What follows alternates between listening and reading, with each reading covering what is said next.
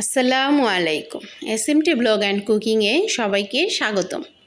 যারা আমার Facebook page থেকে দেখছেন তারা আমার পেজটিকে লাইক ও ফলো দিয়ে পাশে থাকবেন, আর যারা আমার ইউটিউব চ্যানেল থেকে দেখছেন তারা আমার চ্যানেলটিকে সাবস্ক্রাইব করে পাশে থাকা বেল আইকনটি বাজিয়ে দেবেন।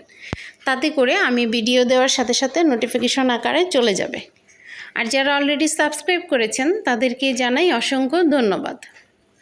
আজকের সকালের নাস্তার জন্য আমি আজকে রান্না করব সুজি। এখানে আমি হাফ কাপ পরিমাণ পোলার চাল গুঁড়ো করে নিয়েছি, একেবারেই মিহি গুঁড়ো না, একটু দানা দানা।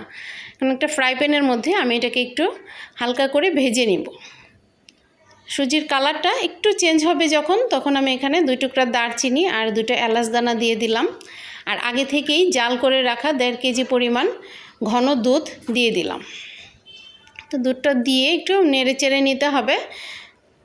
এখন আমি এখানে 1 কাপ পরিমাণ পাউডার দুধ দিয়ে দিলাম। পাউডার দুধটাকেও ভালোভাবে মিশিয়ে নিতে হবে, নাহলে দলা পেকে যাবে। হাফ কাপ পরিমাণ নারকেল কোড়া দিয়ে দিলাম। এখন এটাকে অনবরত নেড়ে চেড়ে নিতে হবে, নাহলে নিচে দলা পেকে যেতে পারে।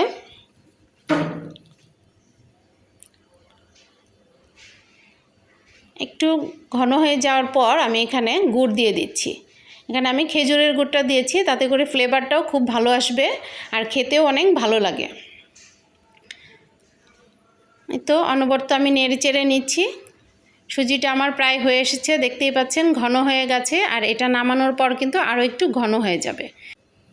এই তো হয়ে গেল আমার চালের সুজির হালুয়া।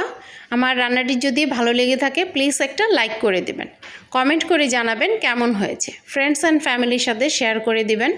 সবাই ভালো থাকবেন। আল্লাহ হাফেজ।